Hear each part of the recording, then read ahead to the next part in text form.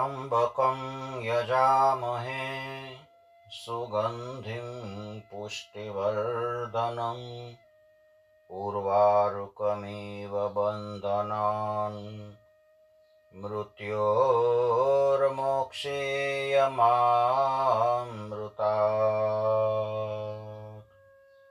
શિવપુરાણની અંદર રુદ્ર સંહિતામાં પાર્વતી ખંડની અંદર આપણે વાત ચાલે છે.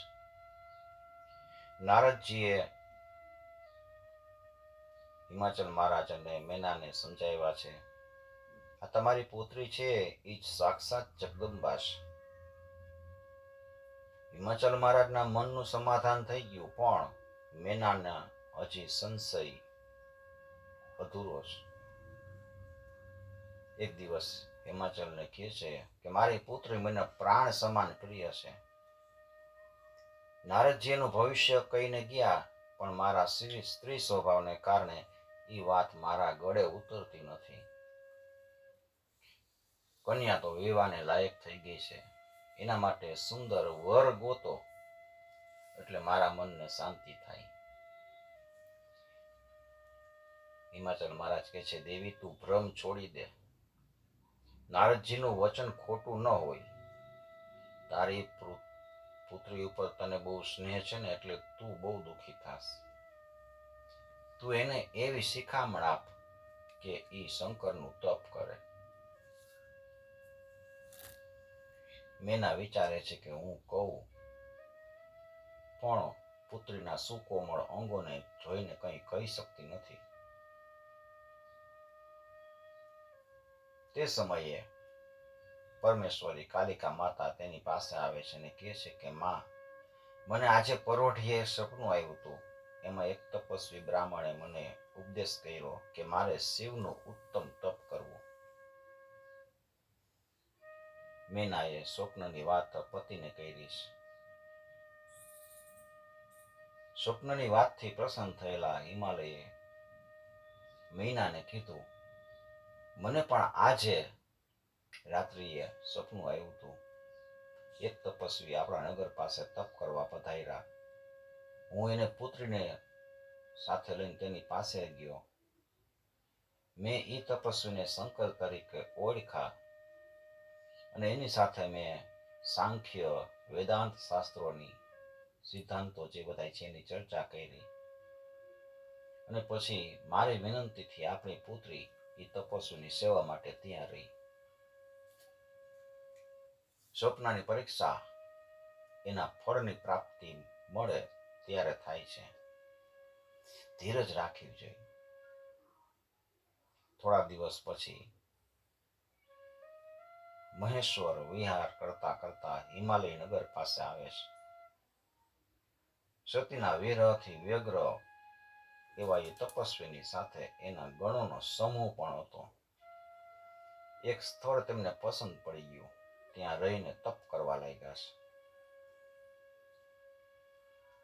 દેવોએ શિવના મનને મોહ પમાડવા માટે કામદેવને ત્યાં મોકલો, પણ પ્રભુને વિકાર નહોતો થયો અને એના ત્રીજા નેત્ર દ્વારા અગ્નિ ઉત્પન્ન કરીને કામને બાળી નાખ્યો હતો અને પછી પોતે પણ અદૃશ્ય થઈ ગયા હતા. બ્રહ્માએ આવી વાત કરી એટલે નારદજી પૂછે છે કે મારે હજી વધારે સાંભળવું છે. બ્રહ્માજી કહે છે, નારદ, સતીના દેહ વિલયથી શોક કરતા કરતા શંકરે પછી ગૃહસ્થાશ્રમનો ત્યાગ કર્યો હતો. દિગંબર બનીને ફરવા લાગ્યા. સકળ ભૂમિ ઉપર ફરીને ફરીથી કૈલાસ આવ્યા અને મનને એકાગ્ર કર્યું છે.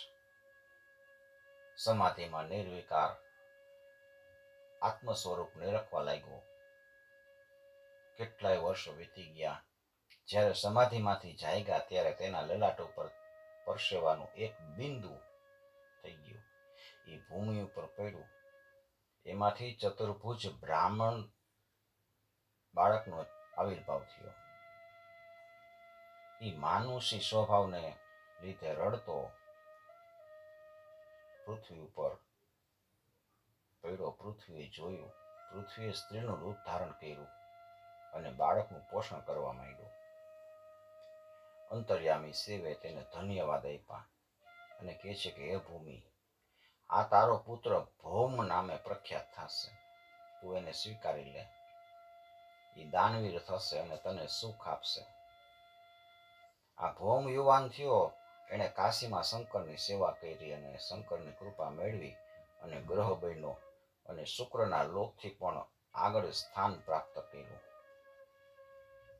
પછી શંકરે નંદી વગેરે ગણોને સાથે લઈ અને હિમાલયના ગંગાવતાર નામના સુંદર શિખર ઉપર તપ કરવા માટે વિચાર કરે છે. પવિત્ર નદી ગંગા સ્વર્ગમાંથી જ્યારે પૃથ્વી ઉપર ગંગાજી પધાર્યા ત્યારે આ સ્થળે એમનું અવતરણ થયું હતું, એટલે એને ગંગા અવતાર કહે છે. આ જગ્યાએ શંકરે સ્થિર થઈને આત્માનું ધ્યાન કરવા માંડ્યું. આત્મા કેવળ ચૈતન્ય રૂપ જ છે ને જ્ઞાન દ્વારા પ્રગટ થાય છે. એ આત્મા વિશે શંકર ધ્યાન પરાયણ થયા. કેટલાક ગણો મૌન રહીને એની સેવા કરવા લાગ્યા છે. હિમાચલને ખબર પડી છે કે શંકર આવ્યા છે, એટલે પોતાના પરિવાર સાથે તે દર્શને આવ્યો. શંકરનું આદરપૂર્વક પૂજન કરે છે, સ્તુતિ કરવા લાગે છે અને પછી કહે છે કે હે પ્રભુ, મારા ભાગ્યનો ઉદય થયો છે, એટલે તો આપ અહીં પધાર્યા છો. હે દીન વત્સલ, હું સનાથ બન્યો છું. મારો જન્મ સફળ થઈ ગયો છે. આપ મને દાસ જાણીને આજ્ઞા કરો. હું તો તમારો દાસ છું. તમે મને કહો, હું તમારી શું સેવા કરું? શંકરે આંખો ઉઘાડીને જોયું, પછી સ્મિત કરીને કહેવા લાગ્યા કે આ શિખર ઉપર હું એકાંતે તપ કરવા આવ્યો છું, એટલે અહીં આવીને કોઈ મને વિઘ્ન ન કરે એવું તું કર. તું ગંગાને લીધે સદૈવ પવિત્ર જ છો. મુનિઓ, દેવો અને મહાત્માઓ તારા આશ્રય રહે છે. અહીં તપ નિર્વિઘ્ન થાય ને એવું છે. તો પણ કાળજી રાખી અને કોઈ આ તરફ ન આવે ને એવો પ્રબંધ કરજે, તો તારી પરમ સેવા થઈ ગણાશે. નગાધિરાજે કીધું કે હે દેવાધિદેવ, આ પ્રદેશમાં આપની ઈચ્છાથી તમે પધાર્યા છો, તેથી મારા જેવો પુણ્યશાળી બીજો કોણ હોય? આપ નિર્વિઘ્ન તપ કરો, એ પ્રમાણે હું સેવા કરીશ. હું તો આપનો દાસ છું. પરિવાર સાથે હિમાલયે શંકરને પ્રણામ કર્યા. પછી ફળ, પુષ્પો આદિ વસ્તુઓ સાથે પુત્રીને આગળ ધરીને કહે છે કે પ્રભુ, આપની સેવા કરવા માટે મારી આ પુત્રી અતિ ઉત્સુક છે. આપ જો મારા ઉપર કૃપા કરતા હોય તો હું આપની રજા લઈને આ પુત્રીને એની બે સખીઓ સાથે તમારી સેવામાં રાખવા ઈચ્છું છું. શંકરે હિમપુત્રી ઉપર દ્રષ્ટિ કરી. સ્ત્રીઓમાં સર્વોત્તમ સુંદર, ધ્યાનીઓના મનને હરી લે તેવી કામ સ્વરૂપ એ કન્યાને જોઈને મહાયોગીશ્વરે આંખ બંધ કરી દીધી. નેત્રો બંધ કરી ગયેલા શંકરને હિમાલય કહેવા લાગ્યા કે હે કરુણાના સાગર, આપને શરણે આવેલા અમારા તરફ તમે જુઓ. તમારો મહિમા તો અપાર છે, એને વાણી કે મનથી પણ જાણી શકાતો નથી. યતો વાચો નિવર્તતે અપ્રાપ્ય મનસાસહ. હે આપત્તિઓને દૂર કરનાર પ્રભુ, હું તમને વંદન કરું છું. પરમાત્મા સ્વરૂપ આપને આવા નથી નેતિ નેતિ કહીને શ્રુતિઓ વર્ણવે છે. આપ ભક્તો ઉપર તમે પ્રેમ કરો છો, એ ભક્તો જ તમને જાણી શકે છે અને એને કોઈ બાબતની ભ્રમણા થતી નથી. તમારી કૃપાથી તો હું ભાગ્યવાન બન્યો છું. હું દરરોજ આ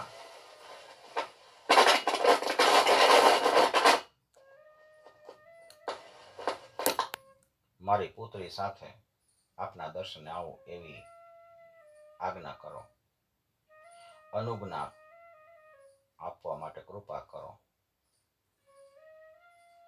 મહેશ્વરે આંખું કાઢીને આજ્ઞા કરી કે તારી પુત્રીને ઘેર રાખીને તારે કાયમ અહીં મારા દર્શન કરવા આવવું.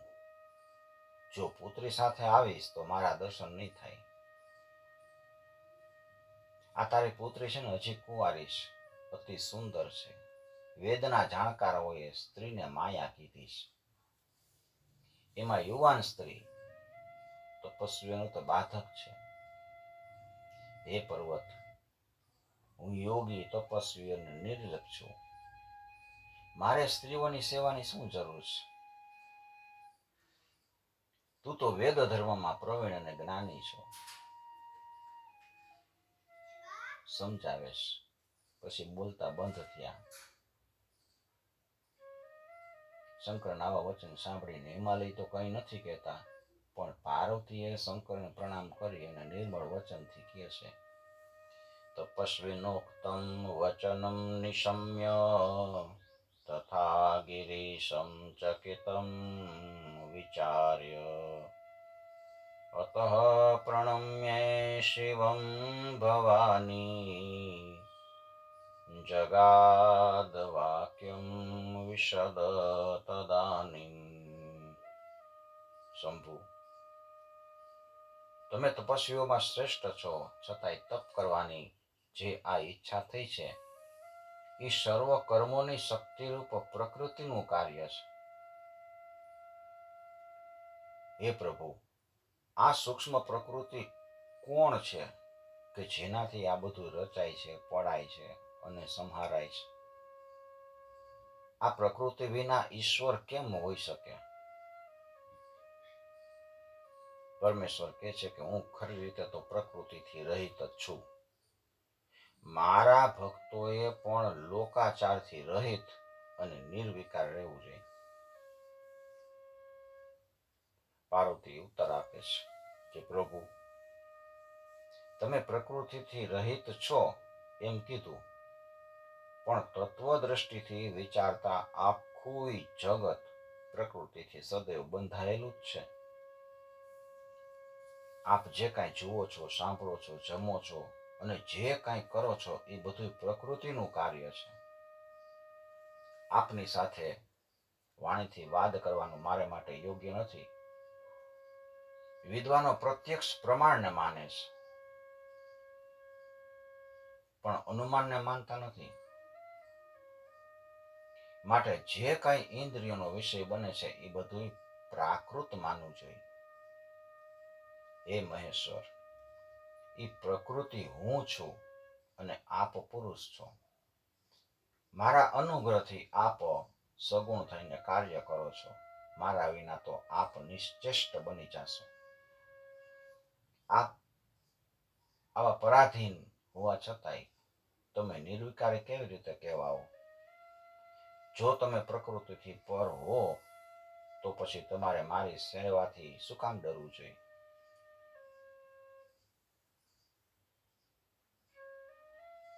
શંકર કહે છે, પાર્વતી, તું સાંખ્ય શાસ્ત્રનો આધાર લઈને બોલસ તો ભલે, તને મારી સેવામાં કોઈ રોકી શકશે નહીં. તું દરરોજ મારી સેવા કર. હું તો માયાથી નિર્લેપ છું, પર બ્રહ્મ સ્વરૂપ વેદાંતનો પરમેશ્વર છું. તું મને કોઈ હરકત નહીં કરી શક. નિર્ભય બનીને આવજે. શંકરે આજ્ઞા આપી એટલે હિમાલયને પાર્વતી નમસ્કાર કરીને ઘરે ગયા. પછી હિમાલય હંમેશા શંકરના દર્શન કરવા માટે આવવા લાગ્યા અને પાર્વતી પણ તેમની સેવા કરવા માટે જવા લાગ્યા. ધૈર્યવાન તપસ્વીઓના વિઘ્નોથી ડરતા નથી અને ધીરજપૂર્વક પોતાની સાધના ચલાવે રાખે છે. શંકરે પણ તપ કરવાનું ચાલુ રાખ્યું. પાર્વતી દરરોજ સખીઓની સાથે આવી અને શંકરના ચરણારવિંદ ધોઈને એના જળનું આચમન કરતા. 16 પ્રકારે વિધિપૂર્વક શંકરનું પૂજન કરી પ્રણામ કરી સમાયાચી અને સખીઓની સાથે પાછા ઘરે જતા. કોકવાર સ્તુતિ કરતા.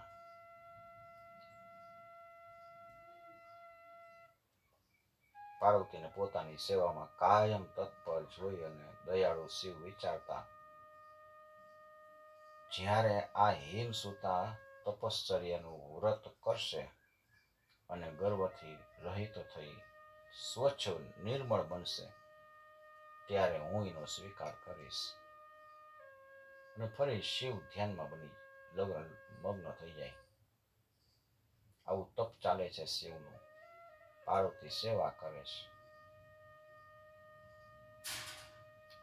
આ કથા બ્રહ્માજી નારદને કહે છે અને મુનિઓને સૂતજી કહે છે. હવે બ્રહ્માજી તારકાસુરની કથા કહેતા કહે છે કે તારકાસુરની ઉત્પત્તિની કથા, એમાં અસુરનો નાશ કરવા માટે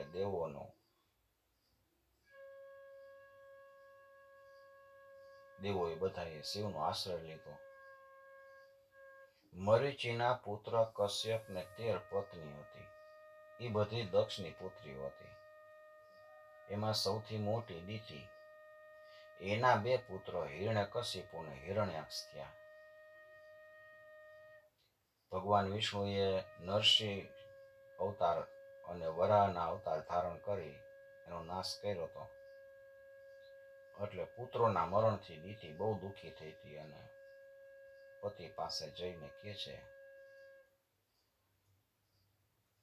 કે આ મારું દુઃખ તમે દૂર કરો. કશ્યપે કીધું કે તું પવિત્ર રહી અને બ્રહ્માનું 1000 વર્ષનું તપ કર. તપ પરિપૂર્ણ થશે એટલે તને પુત્ર થશે. દિતિએ એ મુજબ તપ કર્યું અને એને વ્રજાંગ નામે પુત્ર થયો. એ મહાબળવાન અને પ્રતાપી હતો. એ દેવોને હરાવીને કેદ કરી લીધા.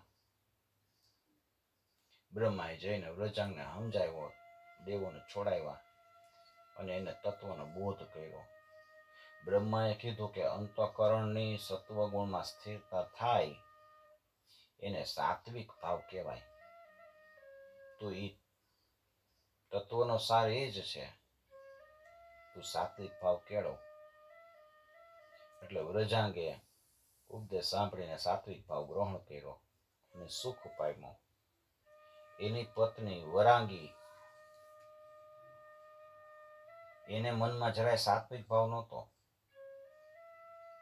એણે પોતાના પતિ પાસે એક બળવાન પુત્ર માંગ્યો કે જે 3 લોકને જીતી લે અને ઇન્દ્રને વશ કરે. વ્રજાંગને દેવો પ્રત્યે દ્વેષવાળું આ વચન ન ગમ્યું. પોતાની પત્નીએ માંગ્યું છે, આ તો દ્વેષ છે. પણ શિવની ઈચ્છા પરમ બળવાન છે. એટલે ઈચ્છાને આધીન રહીને એ શિવ ભક્તે એની પત્નીનું વચન માન્ય કર્યું. પુત્રેચ્છાથી વ્રજાંગે તપ કર્યું. એનું દુષ્કર તપ જોઈને બ્રહ્મા પ્રસન્ન થયા અને વરદાન આપવા માટે પ્રગટ થયા. વ્રજાંગે માંગ્યું કે હે પ્રભુ, મને એવો પુત્ર આપો કે જે પોતાની માતાનું હિત કરે અને મહાસમર્થ હોય. બ્રહ્માજીએ તથાસ્તુ કહીને જતા રહ્યા. વ્રજાંગની પત્ની વરાંગીએ યોગ્ય સમયે પુત્રનો જન્મ આપ્યો. એ પુત્ર જન્મ થયો એટલે મોટા મોટા ઉત્પાતો થવા લાગ્યા. વીજળીઓ થવા લાગી, ધૂમકેતુ, ધરતીકંપ અને સાગરમાં ખળભળાટ જેવા ચિહ્નો દેખાવા લાગ્યા છે. પશુ પક્ષીઓ અમંગળ સ્વરમાં ગાવા લાગ્યા છે. ભયગ્રસ્ત થઈને બધા ભટકવા લાગ્યા. મંદિરમાં દેવોની પ્રતિમાઓ આપમેળે ઉખડી પડી. અજ્ઞાની લોકોને જગતનો પ્રલય દેખાવા લાગ્યો કે હવે પ્રલય થવાનો. આ બધું જોઈને પ્રજાપતિ કશ્યપે એનું નામ તારકા એવું પાડ્યું. બાળક પર્વતની જેમ વધવા લાગ્યો હશે. અને એણે માતા પાસે તપ કરવા જવાની રજા માંગી કે હું તપ કરવા જાઉં. માએ રજા આપી. એ મધુવનમાં જઈ અને બ્રહ્માજીનું તપ શરૂ કર્યું. મજબૂત મનનો હતો. એક પગે ઊભા રહી અને તપ કર્યું. બે હાથ ઊંચા રાખ્યા. દ્રઢ વ્રત પાડીને 100 વર્ષ તપ કર્યું. પછી બીજા 100 વર્ષ માત્ર પગના એક અંગૂઠા ઉપર ઊભા રહીને તપ કર્યું. પછી 100 વર્ષ માત્ર જળનો જ આહાર કર્યો. પછી 100 વર્ષ કેવળ વાયુનો આહાર કર્યો. 100 વર્ષ જળમાં ઊભા રહીને તપ કર્યું. 100 વર્ષ 5 અગ્નિ વચ્ચે રહીને તપ કર્યું. પછી 100 વર્ષ હથેળી ઉપર શરીર ટેકવીને ઊભો રહ્યો. 100 વર્ષ ઝાડની ડાળીએ ઊંધે માથે લટકીને રહ્યો. આવું દુઃસહ તપ કરતો હતો. ત્યારે એના શરીરમાંથી તેજ નીકળી અને જગતને બાળવા લાગ્યું. દેવાધિદેવ ઇન્દ્રને ભય લાગ્યો કે આ ઇન્દ્રાસન પડાવી લેવા માટે દારૂણ તપ કરે છે. બધા દેવો ભયભીત થયા. ઇન્દ્રને આગળ કરીને બધા બ્રહ્મા પાસે ગયા. ઇન્દ્રએ બધો વૃત્તાંત બ્રહ્માને કીધો. બ્રહ્મા હંસ ઉપર આરૂઢ થઈને તપ કરતા તારકાસુર પાસે આવ્યા છે.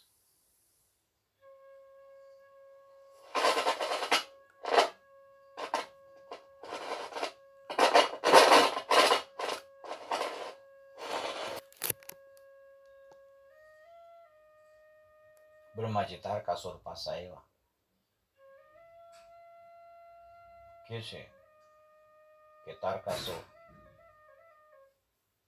તે બહુ તીવ્ર તપ કર્યું છે. હું પ્રસન્ન થયો છું. તારે ઈચ્છા મુજબ વરદાન માંગ. તારક કે છે કે હે પિતામહ, તમે મને વરદાન આપવા માટે આવ્યા છો એટલે હું જે માંગુ ને એ મળશે જ.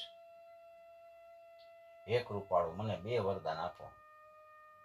પ્રથમ ઈ કે આ સમગ્ર લોકમાં મારા સરખો કોઈ બળવાન બીજો ન થાય. અને બીજું ઈ કે જ્યારે શંકરનો પુત્ર સેનાપતિ બનીને લડવા આવે એના હાથે જ મારું મૃત્યુ થાય. તથાસ્તુ કહીને બ્રહ્માજી પોતાના લોકમાં ગયા. તારકને મન ધાર્યું વરદાન મળ્યું. પ્રસન્ન થઈને શોણિતપુર નગરમાં ગયો. ત્યાં દૈત્ય ગુરુ શુક્રાચાર્ય છે, એને મળે છે. શુક્રાચાર્ય તેનો રાજ્યાભિષેક કર્યો અને 3 લોકનું રાજ કરવા લાગ્યો. દેવોએ એની પોતાની સંપત્તિ એને આપી દીધી. ઇન્દ્રએ ઐરાવત હાથી આપી દીધો. કુબેરે નવનિધિ આપ્યા. વરુણે ઘોડા આપી દીધા. ઋષિઓએ કામધેનુ ગાય આપી. સૂર્યએ ઉચ્ચ શ્રેવા ઘોડો હતો એ આપ્યો. સમુદ્ર પાસેથી રત્નો બધા લઈ લીધા. સૂર્ય ચંદ્ર બધા એને વશ થઈને વર્તવા લાગ્યા. એને દેવોના સ્થાનો ઉપર દૈત્યોને નિયુક્ત કર્યા. એટલે નિરાશ થઈ ગયેલા દેવો બધા બ્રહ્માના શરણે ગયા. હે સજ્જનો, કર્મની ગતિ બહુ ન્યારી છે, કોઈથી સમજી શકાતી નથી. સ્વર્ગના દેવો પણ સ્થાન ભ્રષ્ટ થઈ અને પૃથ્વી ઉપર આશ્રય શોધવા લાગ્યા છે. દેવો બધા બ્રહ્માજી પાસે ગયા. બ્રહ્માની સ્તુતિ કરી એટલે બ્રહ્મા પ્રસન્ન થયા અને એના આવવાનું કારણ પૂછે છે. પોતાનું દુઃખ વર્ણવતા દેવો કહે છે કે તમારી પાસેથી વરદાન મેળવીને દૈત્ય બહુ ગર્વિષ્ઠ બન્યો છે. એને અમને બળપૂર્વક હાંકી કાઢ્યા છે અને અમે આપને શરણે આવ્યા છીએ. અમારું રક્ષણ કરો, રક્ષણ કરો. અગ્નિ, યમ, વાયુ, વરુણ એ બધાય મનુષ્ય જેવા થઈને દૈત્યને સેવે છે. દેવાંગનાઓ અને અપસરાઓ એ દૈત્યએ લઈ લીધી છે. અને તપસ્વીઓ તપ નથી કરી શકતા. એ દૈત્યએ અમારું સ્વર્ગ પડાવી લીધું છે. હવે અમારે રહેવું ક્યાં? બ્રહ્માજી કે દેવો, આ દૈત્ય મારા વરદાનથી જ બહુ બળવાન થયો છે, એટલે એનો નાશ કરવો મારા માટે યોગ્ય નથી. મેં જેને વરદાન આપ્યું છે તમારું આ કાર્ય કરવા માટે શંકર જ યોગ્ય છે. તારકાસુરના નાશનો ઉપાય હું તમને બતાવું. મેં એને એવું વરદાન આપ્યું છે કે શંકરને પુત્ર થાય એનાથી તારક મરે એટલે હું વિષ્ણુ કે શંકર એને મારી શકશું નહીં. હવે શંકરને પુત્ર કેમ થાય ને એ સાંભળો. શંકરની પત્ની સતીએ તો દક્ષ યજ્ઞમાં દેહનો ત્યાગ કર્યો છે એટલે અત્યારે શંકરને પત્ની નથી, પણ સતીએ હમણાં હિમાલયને ત્યાં પુત્રી પાર્વતી તરીકે જન્મ લીધો છે. એટલે શંકર જો એનું પાણી ગ્રહણ કરે તો આ બધું કામ થાય. તમે એક ઉપાય કરો. હમણાં શંકર છે હિમાલય ઉપર તપ કરવા જાય છે અને પાર્વતી એની સેવા કરે છે. શંકર તો ધ્યાનમાં મગ્ન રહે છે, વિકારી થતા નથી. એટલે તમે બધા ત્યાં જાઓ અને શંકર પાર્વતીને પત્ની તરીકે સ્વીકારે એવા પ્રયત્નો કરો. હું તારકાસુર પાસે જઈને એને સમજાવું છું. પછી બ્રહ્માજી તારક પાસે ગયા અને કહે છે કે મેં તને સ્વર્ગનું રાજ નથી આપ્યું, છતાંય તું એનું રક્ષણ કરસ એ સારું છે, પણ મેં તો તને મનુષ્ય લોકનું ઉત્તમ રાજ આપ્યું છે. એટલા માટે તું પૃથ્વીનું રાજ કર અને ઉત્તમ કાર્ય કર. તારકે એનું કહેવું માની અને સ્વર્ગનો ત્યાગ કરીને સોણિતપુર નગરમાં ચાલ્યો ગયો. દેવોને પાછું સ્વર્ગ મળ્યું. બધા પોતપોતાના સ્થાને હર્ષપૂર્વક ગયા. ઇન્દ્ર વિચાર કરે છે કે શંકરને મોહ પમાડવા માટે કામદેવને આપણે મોકલી. કામદેવને બોલાવ્યો. કામદેવ તરત જ મિત્ર વસંત અને પત્ની રતિ સાથે ત્યાં આવ્યા છે. ઇન્દ્રને પ્રણામ કરીને કહે છે કે મને શું આજ્ઞા છે. ઇન્દ્ર કહે છે કે હે કામ, મારું એક કાર્ય છે એ તારું છે. મારે ઘણા મિત્ર છે પણ તારા જેવા ઉત્તમ મિત્ર બીજું કોઈ છે જ નહીં. મારી પાસે બે ઉત્તમ વસ્તુ છે, એક વજ્ર અને બીજો તું. બે જ વસ્તુ મારી પાસે છે. મારું વજ્ર તો કોઈ સમયે કામ નથી આવતું, નિષ્ફળ જાય છે, પણ તું કોઈ સમયે નિષ્ફળ નથી જતો. દાન દેનારની પરીક્ષા દુષ્કાળ સમયે થાય, સુરાની પરીક્ષા રણ સંગ્રામમાં થાય, મિત્રની પરીક્ષા આપત્તિ સમયે થાય છે, સત્ય અને સ્નેહની પરીક્ષા સંકટ આવે ને ત્યારે થાય. જેમ કસોટી પર ઘસવાથી, કાપવાથી, અગ્નિમાં તપાવવાથી અને ટીપવાથી સોનાની પરીક્ષા થાય છે, એમ પુરુષની પરીક્ષા એના જ્ઞાન, શીલ અને કુળ કર્મથી થાય છે.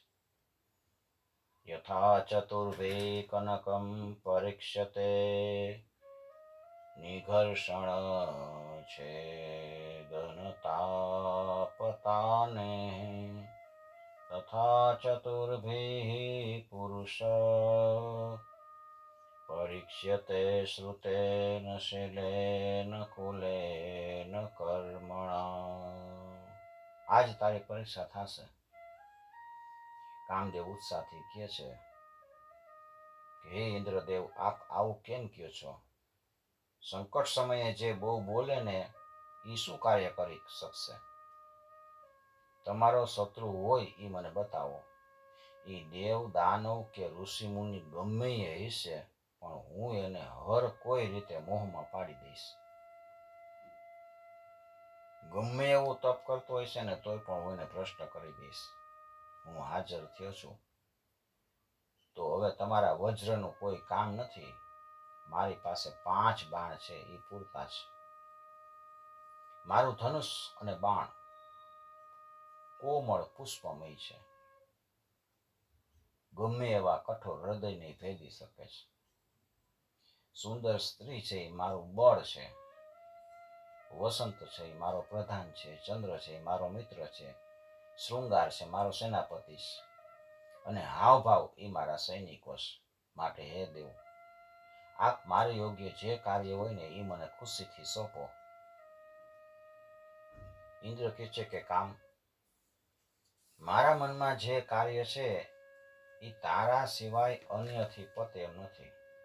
તું સાંભળ. તારક નામનો એક દુષ્ટ દૈત્ય પેદા થયો છે. એ અમારો શત્રુ છે. એને બ્રહ્મા પાસેથી વરદાન મેળવ્યું છે અને એ બળવાન બની બધાને પીડા આપે છે. દેવો એની સાથે યુદ્ધ કર્યું હતું ત્યારે એને વરુણનો પાસ તોડી નાખ્યો હતો. વિષ્ણુનું ચક્ર બૂઠું થઈ ગયું.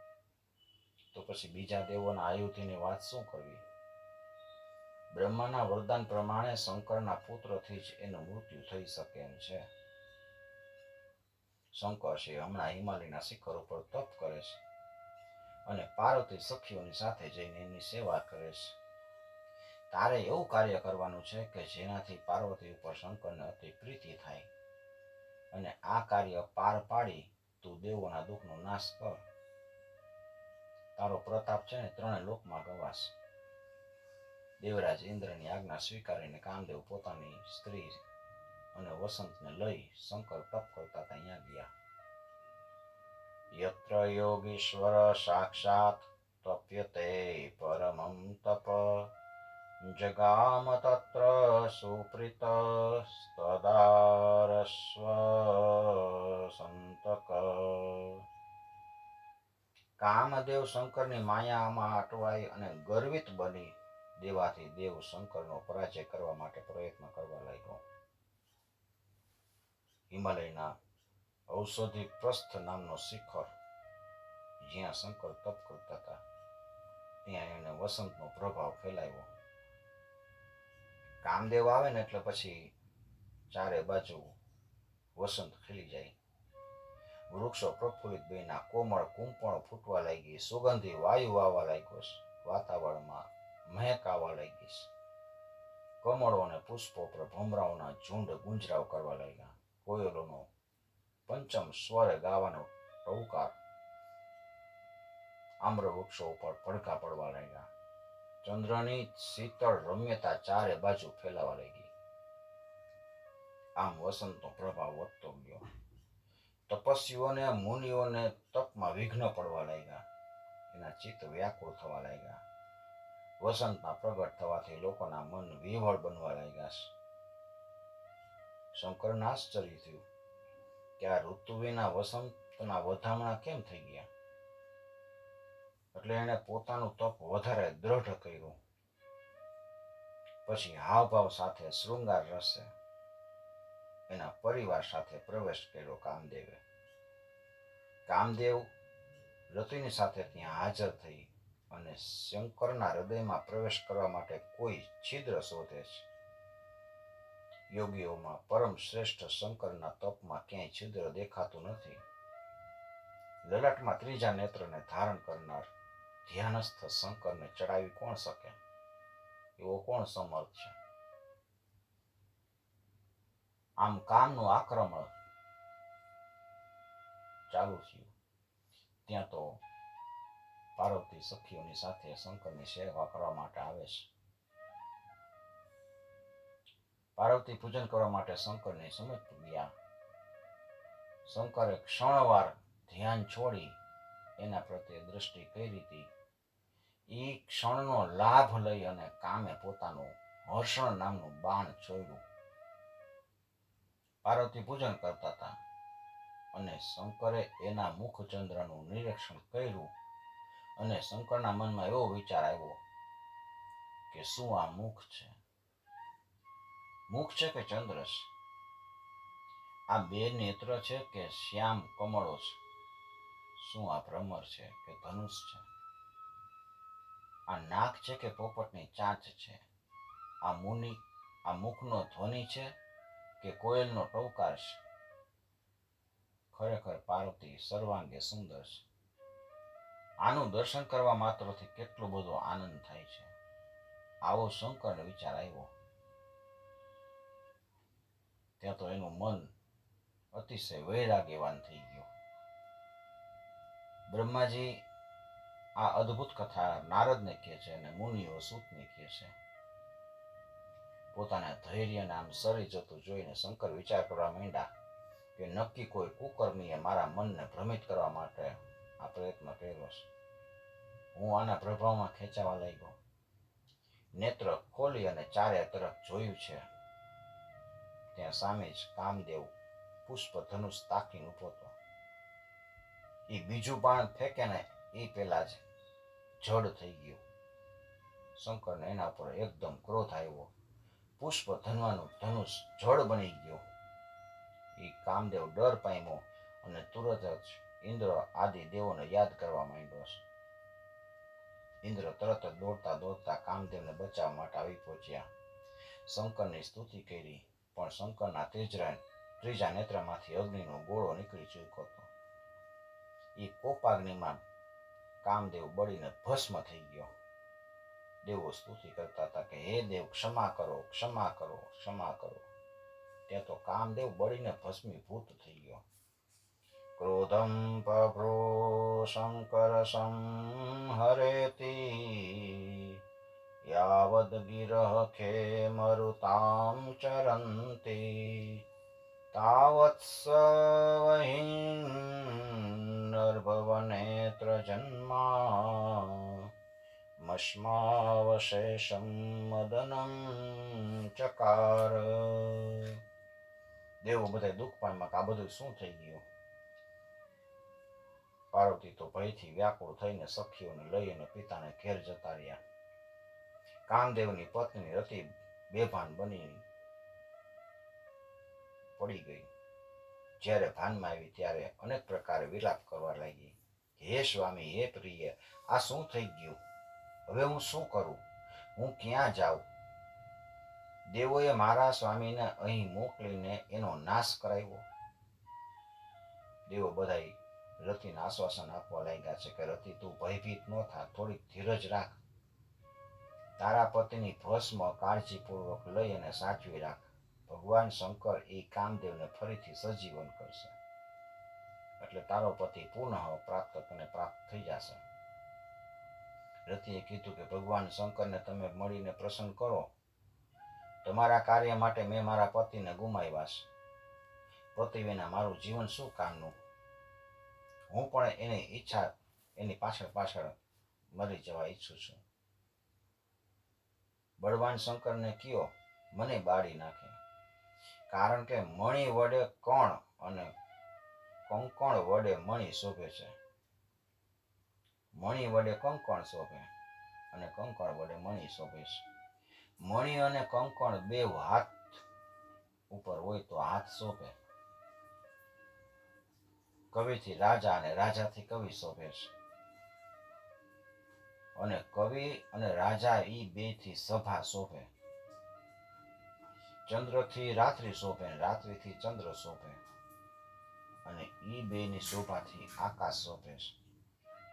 પાણીથી કમળ શોભે અને કમળથી પાણી શોભે. અને જળ અને કમળ બે હોય તો સરોવર શોભે. મણિના વલયમ વલયેન મણિર્મણિના વલયેન વિભાતિ કર. કવિના ચ વિભુર્વિભુના ચ કવિના વિભુના ચ વિભાતિ સભા.